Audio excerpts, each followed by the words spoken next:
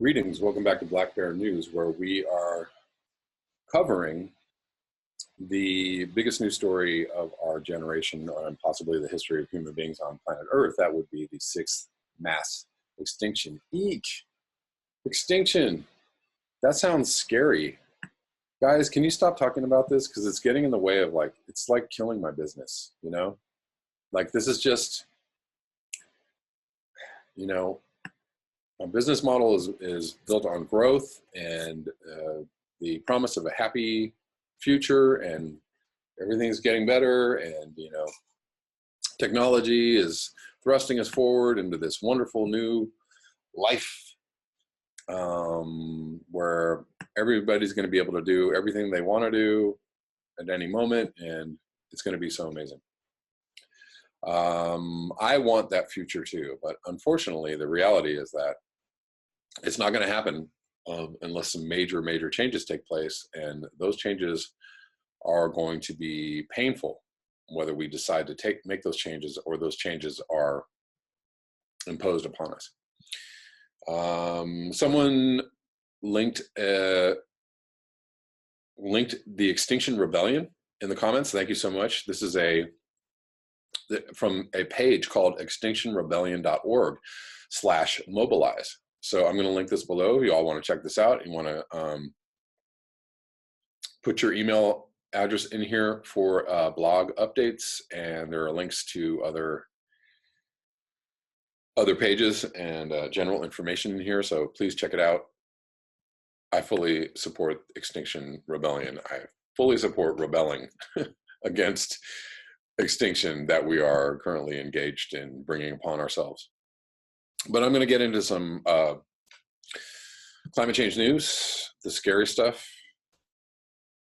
the hard stuff. This is from Scripps Institute of Oceanography study. Oceans have absorbed 60% more heat than previously thought.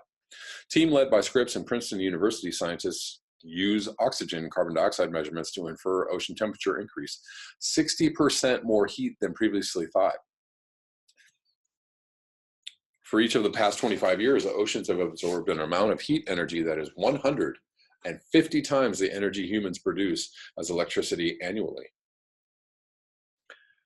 I'm going to read that again. For each of the past 25 years, oceans have absorbed an amount of heat energy that is 150 times the energy humans produce as electricity annually, according to a study led by researchers at Scripps Institute of Oceanography at the University of California, San Diego, and Princeton University. The strong ocean warming the researchers found suggests that the Earth is more sensitive to fossil fuel emissions than previously thought. Faster than expected. Worse than previously thought.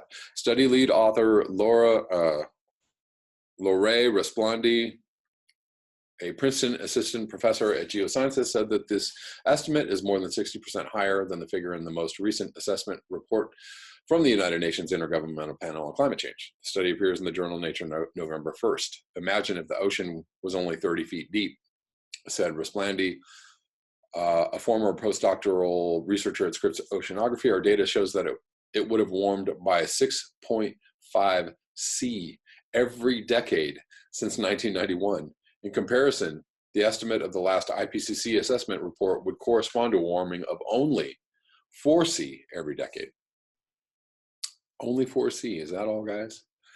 Scientists know that the ocean takes up to roughly 90% of all the excess energy produces Earth warm, so knowing the actual amount of energy makes it possible to estimate the surface warming that can be expected, said co-author Ralph Keeling, a Scripps Oceanography geophysicist and Resplandi's former postdoctoral advisor. The result significantly increases the confidence we can place in estimates of ocean warming, and therefore helps reduce uncertainty about climate sensitivity. All right, I'm going to move on. I'm going to link this article below and move on to this from BBC News. Is the Arctic set to become a main shipping route? Oh, well, it surely will, or yes, indeedly do.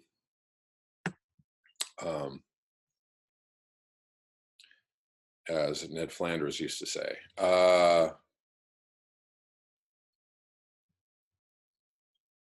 It's going to happen until, you know, economic collapse happens. So whichever comes first.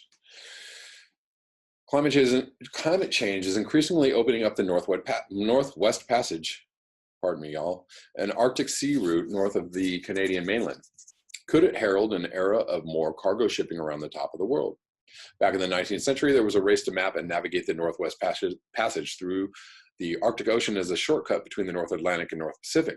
Explorers would take ships up to Greenland's west coast and try to weave through Canada's Arctic islands before going down the Bering Strait between Alaska and Russia. The problem was that even in the summer, the route was mostly blocked by impenetrable ice. On one of the best known expeditions, that of UK Sir John Franklin, in 1845, all 129 crew members perished after their 2 vessels got stuck. Today, more than 170 years later, a warming Arctic means that the route is increasingly accessible for a few months each summer. And according to some estimates, Arctic ice is retreating to the extent that the Northwest Passage could be an economically viable shipping route. For shipping firms transporting goods from China or Japan to Europe or the east coast of the US, the passage would cut thousands of miles off journeys that currently go via the Panama or Suez canals. The Canadian government is certainly hopeful that this will be the case. Last month, the country's trade minister, Jim Carr, said the route will, in a matter of a generation, probably be available year-round. At the moment, it is still a risky business, though, with ice remaining a serious problem. All right, that's all I'm going to read of that. I'm going to link that below if you want to read more of that. Moving on to a hailstorm. Kills 400 kangaroos and 150 goats on properties in far west New South Wales.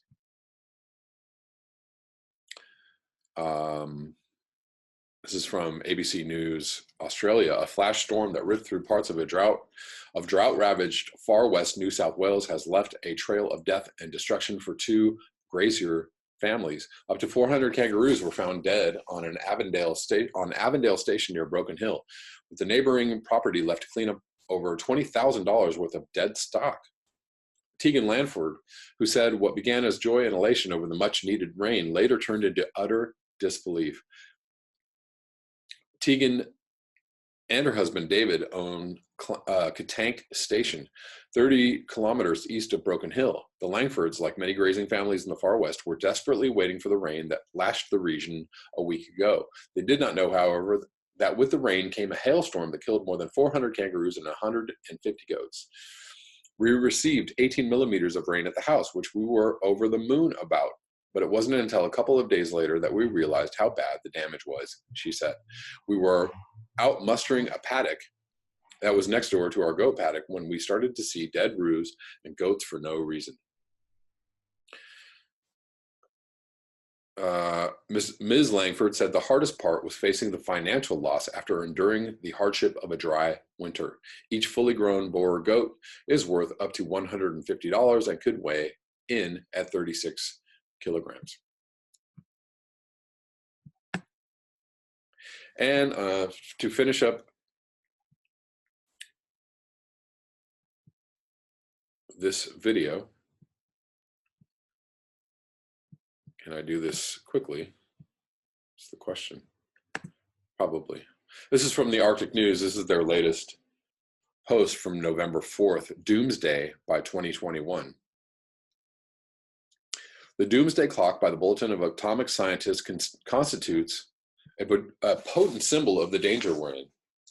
When taking the minutes to midnight from statements 1991 to 2018, an added trend points at midnight by 2021. Will it be doomsday by 2021?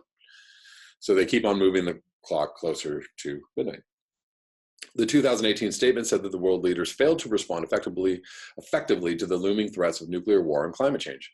Global carbon dioxide emissions have not yet shown the beginnings of the sustained decline towards zero that must occur if ever greater warming is to be avoided.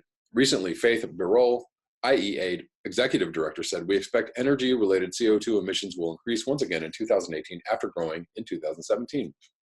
It goes up and up and up. Next to carbon dioxide, the outlook for other greenhouse gases is also very worrying, and the situation could deteriorate very rapidly, as further described below. Here's how. As above image shows, oceans continue to warm up due to the rise in greenhouse gas levels in the atmosphere.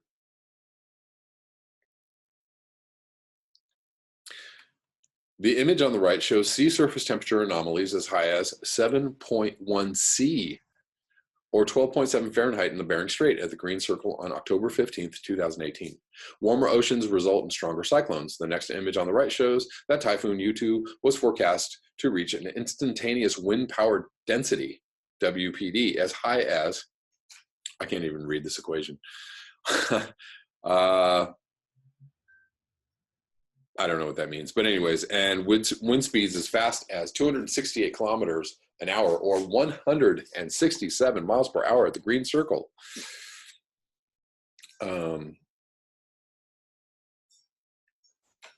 Excuse me.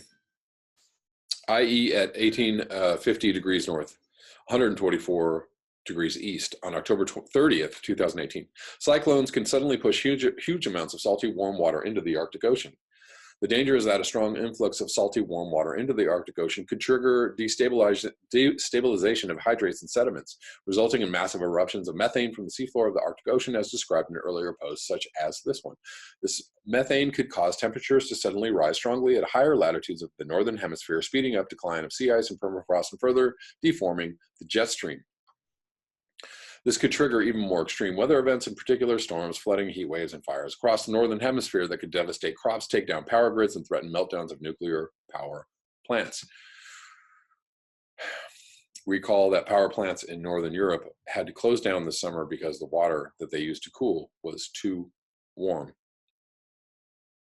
Such fires could add huge amounts of black carbon to the atmosphere. Furthermore, without access to fossil fuel and with the electricity grid down, many people could turn to kerosene lamps for lighting and burning wood for heating and cooking, resulting in even more black carbon emissions that have a huge immediate warming impact.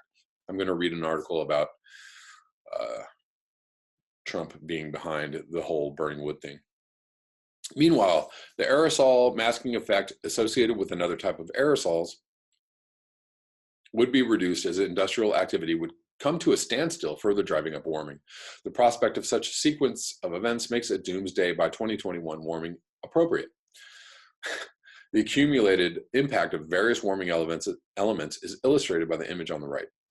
And it's the typical Arctic News image of 10C by 2026. The situation is dire and calls for a comprehensive and effective action as described at the climate plan. And that, my friends, that's all I have for this video. I'm going to link all these articles below. Thank you so much for your eyes, your ears, and your conscience. If you would like to support this channel, you can do so at the links below. Until next time, peace.